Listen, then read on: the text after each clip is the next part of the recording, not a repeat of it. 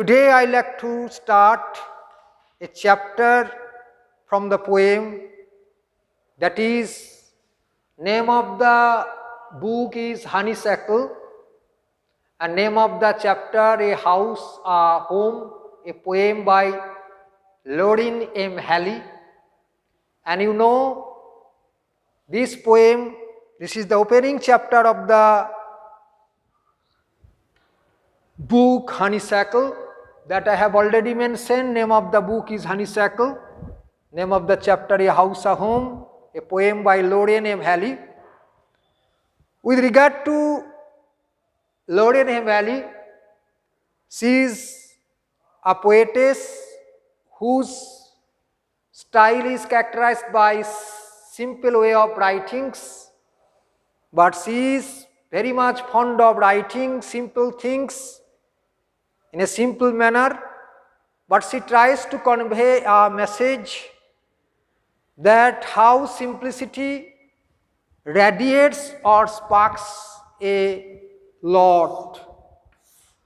First, I would like to make you aware of the basic points of this poem, that is a house, a home. House, a home. Dear students, you might be knowing difference between house, a home. There is a marked difference between a house and a home. The poem points out that difference. The poem pinpoints that difference between a house and a home. And they differ in many ways. What is a house? House is a non-living structure, you know, made up of bricks, stones, woods, and in some cases, modernized house, you know, that house has had, that is called tile floors, yard, chimneys. These are the characteristics of the modern house, and these may have lots of doors depending on requirement.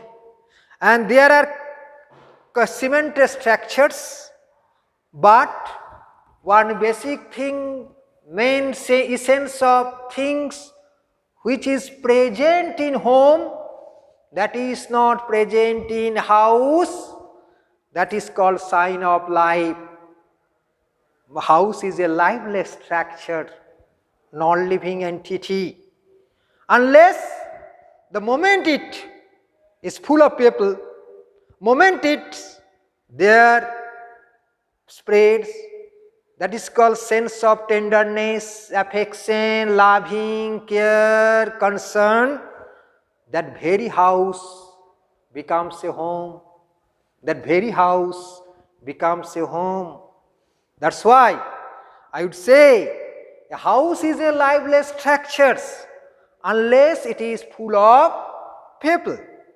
A home is a place where a family lives and with love and affections. A house, I have told you, becomes a home. House becomes a home.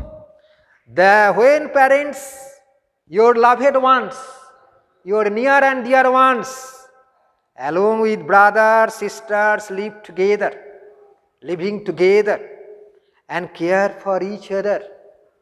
They are sensitive, they are emotional, they are ready to help each other.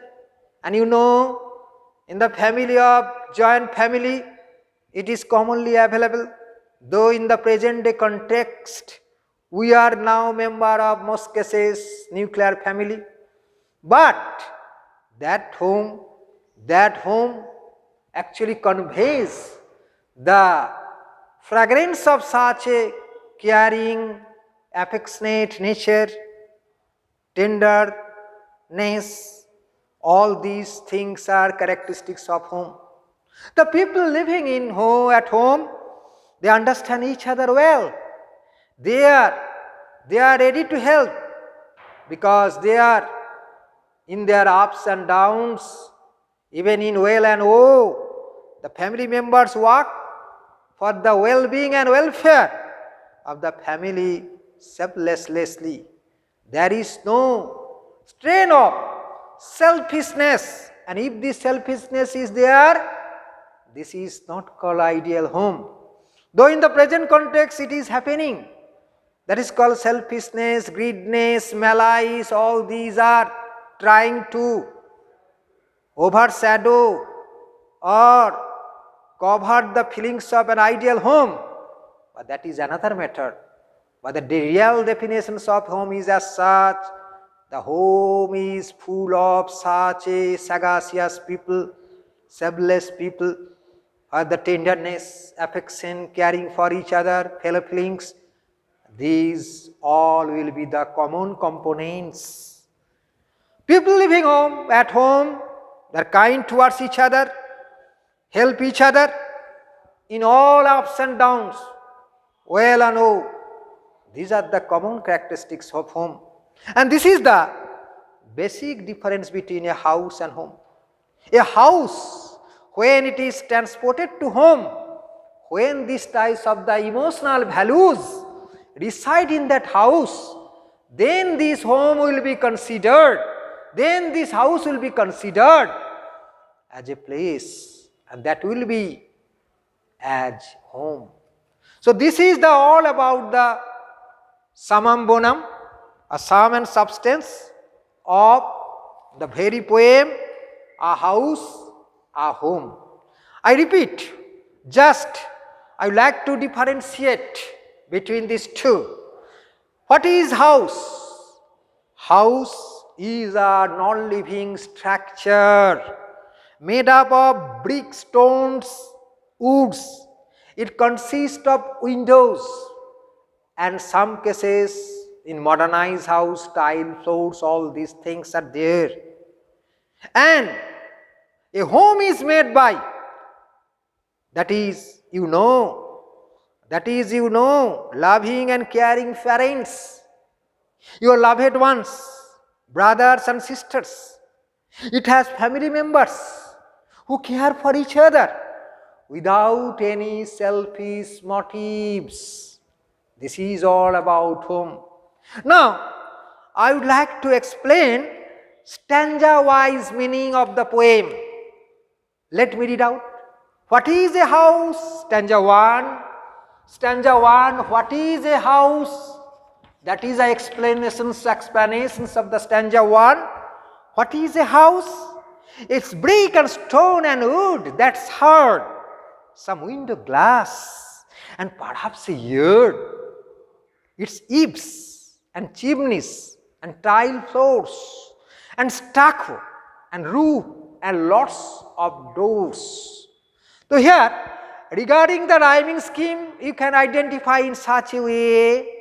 What is a house? Place. Just in the house, letter that is called letter A. If it rhymes with immediately, then it will be AA. But no, it does not rhyme with that. So, immediately after the first line, hard and yard, that means BB. Again, floors and doors, continue CC. So, A, BB, CC. First stanza rhyming scheme is as such. AA, BB, CC. Now, meaning of the first stanza is very, very clear. There is no problem in understanding the first stanza.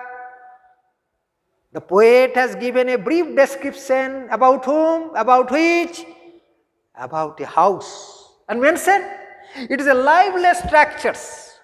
What I have told you, liveless structures. It consists of doors, windows, and roof. A house is different from a home in many ways. The poet says that house is an non-living object or entity made up of bricks, stones, woods, glasses. It will probably have a small ground and a roof.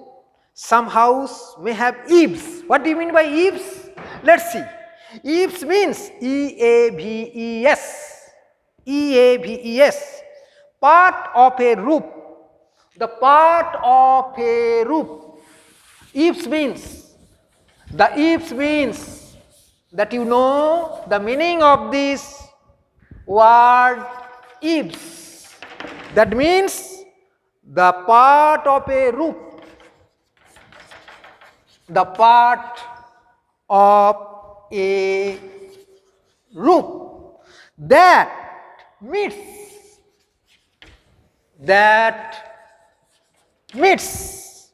or over changes the walls of a building. Walls of a building. This word may be difficult in meaning for you, but I suppose now you have understood well the meaning of eaves. Yard means prangan, courtyard, angan, courtyard. And you know, lots means so many. Stucco means fine plaster used for coating or wall surfaces or molding into architectural decorations. This first stanza, if some words are difficult, I have pointed out one that will be definitely stucco for stucco. Otherwise, other words are very easy to understand. And kindly means in a kind manner. Now, I proceed to the second stanza, that is the final stanza of this easy, very easy poem. What is a home? Now I will proceed to defining home, because the poet's title is House a Home. If it is two parts, house, that has been described in first part.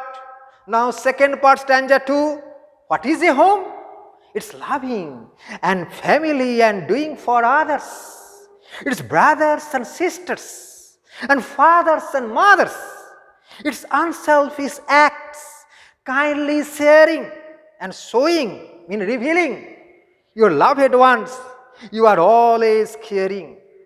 So in this very stanza, the poet here defines a home which consists of family members. What are your family members?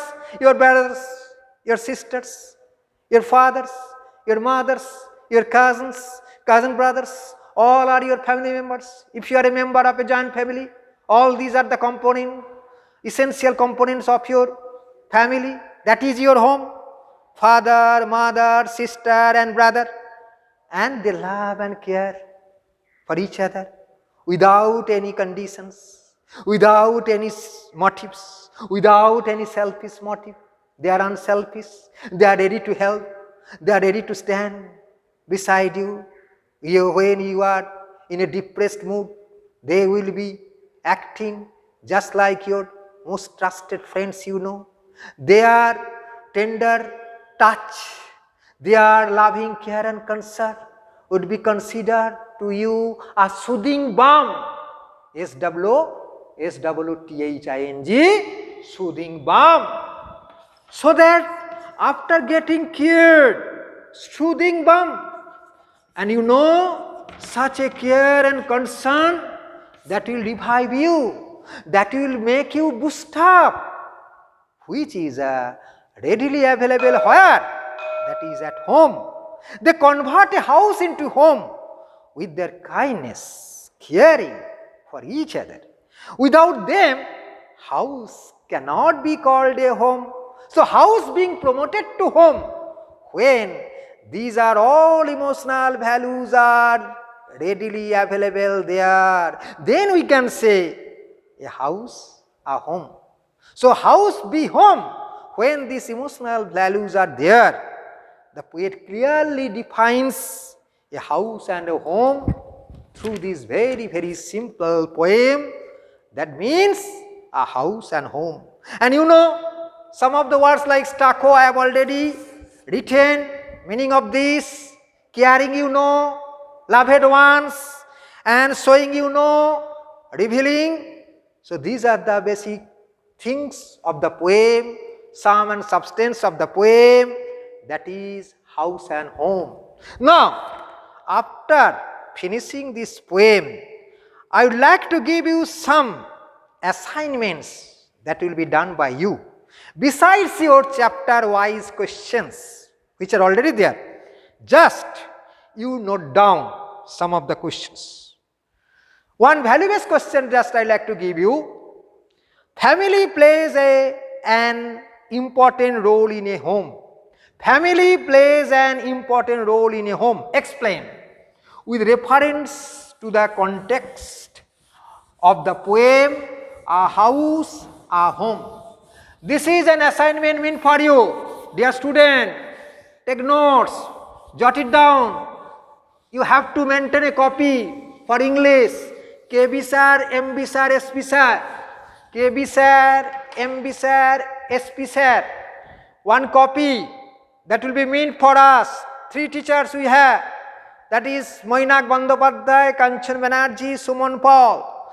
So for that question, family plays an important role. Family plays an important role. Important role in a home. In a home. Explain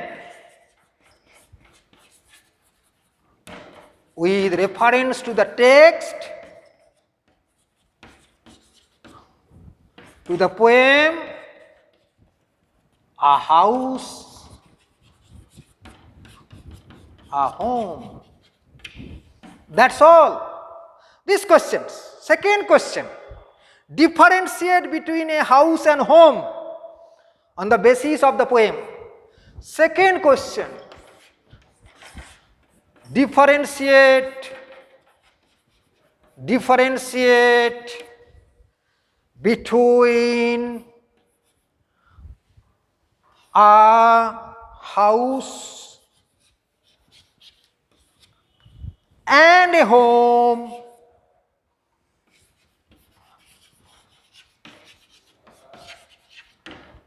on the basis of the poem. These 2 questions, very, very important for you. Now, last questions. What is the basic idea of the poet? What is the basic idea of the poet? Last question. What is the basic idea of the poet?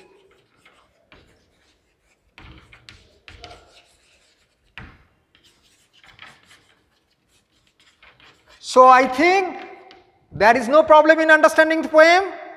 This poem is very easy to understand, and I have tried utmost to make you understand the poem. That's all about the poem. Okay, thank you. Again, best of luck, best wishes to all of you. Thank you.